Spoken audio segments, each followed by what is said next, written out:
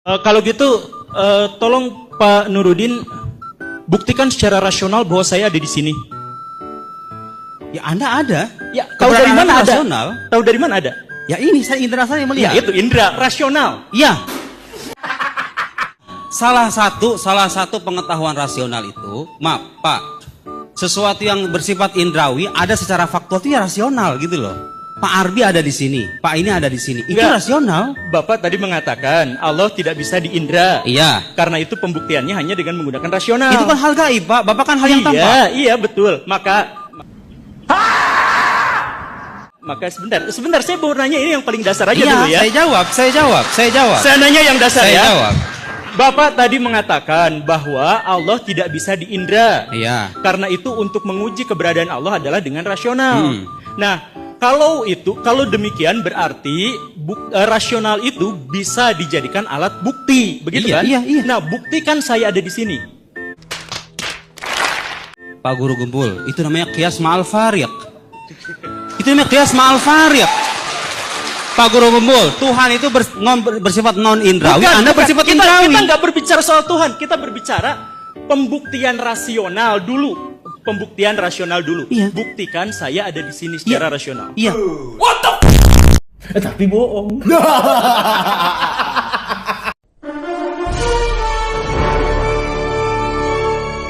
The next day. Assalamualaikum, selamat datang kembali di Guru Gembul Channel.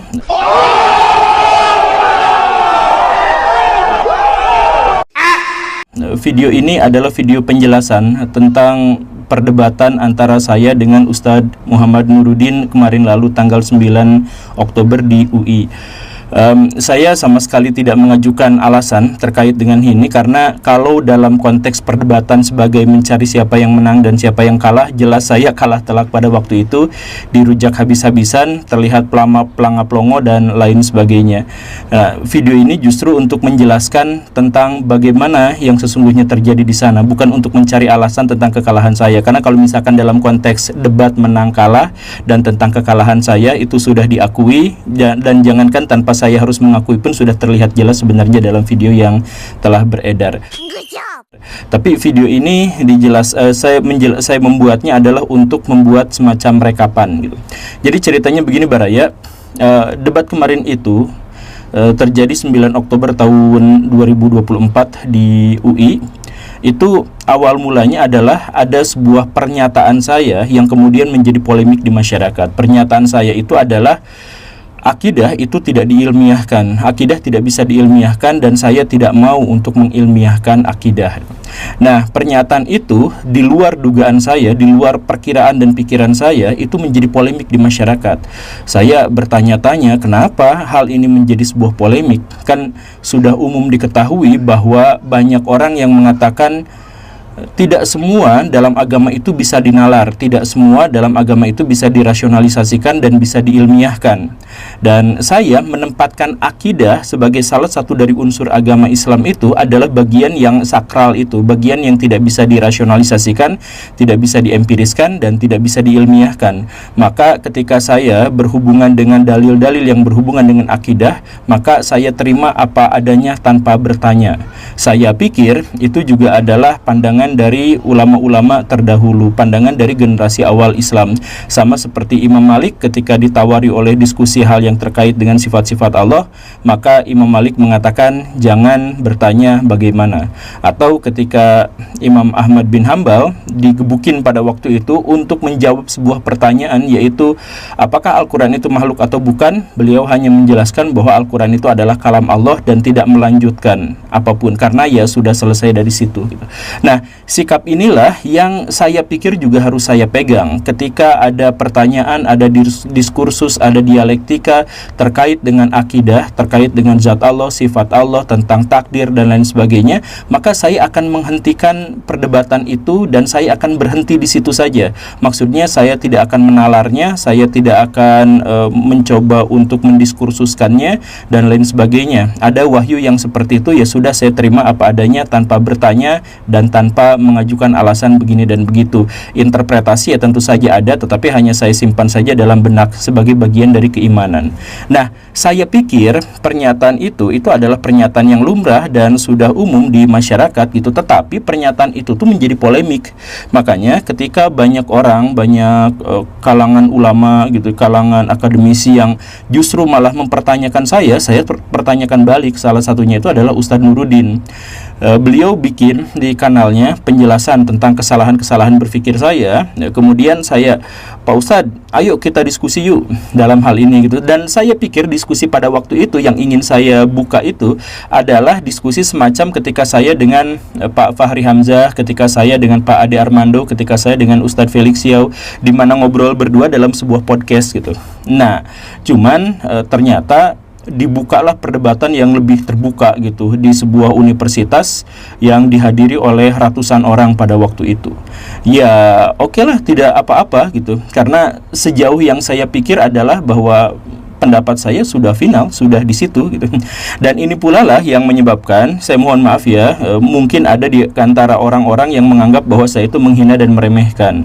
Dan saya bahkan pada waktu itu juga mengatakan saya meremehkan, bukan meremehkan pada Ustadz Nuruddin, tapi saya meremehkan pada dialog dan diskusi ini. Maksudnya ngapain hal yang seperti ini didiskusikan? Ini kan sudah final, bahwa saya tidak mau mendiskusikan sesuatu yang berhubungan dengan akidah, bahwa saya berhenti di situ saja. Bahkan saya sering dalam tanda kutip, mohon maaf ya, meremehkan orang-orang yang debat agama gitu. Ya karena apa? Ya karena kalau masalah akidah kemudian dibenturkan dengan akidah yang lain, ya nggak nyambung gitu, karena kriteria dan lain sebagainya ya sudah sangat berbeda, dan itu sepenuhnya terkait dengan iman gitu. Kalaupun saya misalkan berbicara terkait dengan masalah agama, maka masalah agama yang dimaksud itu biasanya adalah kritik sosial, masalah-masalah yang antropologis, kemudian sesuatu yang berhubungan dengan sejarah, perilaku manusia dan lain sebagainya. Masalah akidah saya menghindari perdebatan dan diskusi di situ. Begitu. Makanya banyak juga misalkan orang-orang yang nantang debat, misalkan yang orang Kristen, tapi masalahnya adalah akidah. Ya enggak, kalau misalkan hal-hal yang selain itu ya bisa aja kita diskusikan. Tapi kalau misalkan masalah akidah, masalah zat Allah, masalah perilaku Allah, sifat-sifat Allah dan sebagainya, saya menghentikan di situ saja. Nah, karena saya sudah berpikiran seperti itu, ketika saya datang ke sana itu, ini kesalahan terbesar saya. Jadi sekali lagi saya tidak akan cari alasan gitu. Saya tidak bawa referensi, saya tidak bawa penegas, saya bahkan tidak bawa pengetahuan yang memadai terkait dengan hal itu. Saya datang ya sebagai orang yang sudah sejak awal menghidupkan doktrin dalam pikiran saya. Ya sudah, nggak usah diperdebatkan, titik sampai di situ saja gitu. Nah, itu adalah hal yang justru sebaliknya dilakukan oleh Ustadz Nuruddin, di mana Ustadz Nuruddin begitu sempurnanya dalam tanda kutip membawa referensi yang sangat-sangat banyak, jauh lebih dari memadai, pengetahuan-pengetahuan yang mendalam terkait dengan tema itu, dan tentu saja persiapan. Nah, saya sama sekali tidak seperti itu. Jadi kalau misalkan Baraya lihat perdebatan kemarin itu seperti jomplang dan seperti seakan saya memang meremehkan. Ya karena itu saya nggak bawa apa-apa, beliau mempersiapkan dengan sangat baik dan sangat jeli, sangat detail. Akhirnya apa? Ya ketika terjadi perdebatan itu saya tidak membawa apa-apa. Banyak pula orang yang berkomentar bahwa saya argumentasinya kok muter-muter aja di situ gitu. Dan ya memang muter-muter di situ karena saya gak punya argumentasi apapun terkait dengan apakah Allah begini dan begitu dan sebagainya. Itu saya hanya mencoba untuk menjelaskan secara metodologis kenapa saya tidak ke situ gitu. Nah, tetapi pendekatan metodologis itu juga pada akhirnya menyandera pikiran saya. Jadi ketika saya melanjutkan lebih dalam lah malah membahas tentang Tuhan. Jadi saya berhenti di situ dan ya makanya saya pada waktu kemarin itu justru mengajak pada audiens di sana untuk berdiskusi, untuk bertanya gitu. Saya bolak-balik bertanya pada audiens itu, apakah kita sebenarnya sependapat bahwa sebenarnya pada bagian Allah tidak bisa diilmiahkan itu ya gitu. Tapi ternyata ya tidak, banyak audiens yang mengatakan bahwa Allah itu bisa diilmiahkan sama seperti pendapat Ustadz Nuruddin dan lain sebagainya gitu. Ya, pada akhirnya sekarang saya hanya bisa mengambil hikmah dan pelajaran. Saya memahami bahwa kehidupan manusia itu adalah dinamika, dan karena itu saya sih berharap bahwa saya mampu untuk bisa menjadikan fenomena dan kejadian kemarin itu sebagai upaya untuk memperbaiki diri, memperbaiki kualitas diri untuk terus belajar dan untuk terus bersemangat untuk membangun sebuah peradaban. Saya punya visi dan punya misi, dan saya selalu berdoa kepada Allah Subhanahu wa taala. Bahkan di setiap sholat saya selalu berdoa atas hal yang sama, agar saya bisa menjadi bagian yang berkontribusi atas kebangkitan negara ini, atas kebangkitan agama ini. Jadi saya selalu memimpikan dan terobsesi untuk melakukan itu. Ya, saya ingin menjadi bagian dari agen pembaharu dan seterusnya. Itu mimpi saya, itu cita-cita saya, dan ini dianggap sebagai bagian dari sebuah pelajaran yang sangat penting buat saya. Ke depan saya tentu aja akan memperbaiki diri menjadi lebih baik lagi. Tapi apakah sikap saya berubah setelah perdebatan kemarin dalam konteks memahami Tuhan dan sebagainya? Perdebatan itu saya pahami sebagai ajang untuk mendemonstrasikan argumentasi, dan saya mengetahui sepenuhnya bahwa argumentasi saya kemarin itu tidak ada apa-apanya dibandingkan dengan argumentasi Ustadz Nuruddin. Tetapi karena saya memahami itu sebagai ajang demonstrasi argumentasi, maka saya hanya melihat itu sebagai kemampuan beliau sangat luar biasa dalam mengajukan argumentasi dan sangat berkebalikan dengan saya. Tetapi dalam konteks tentang keimanan saya tetap berpegang bahwa urusan Allah, urusan takdir, urusan akidah dan semacam itu saya tidak akan mendekatinya secara ilmiah, tidak akan mendekatinya secara rasional, tidak akan mendekatinya secara empiris. Saya akan mencukupkannya hanya kepada wahyu saja, bahwa wahyu itu juga harus dirasionalisasikan, harus ditafsirkan, dan harus ada pembuktian-pembuktian empiris, itu memang harus gitu. Tetapi sesuatu yang ingin saya menekankan di situ itu adalah bahwa keimanan saya itu dalam konteks itu berbasis wahyu.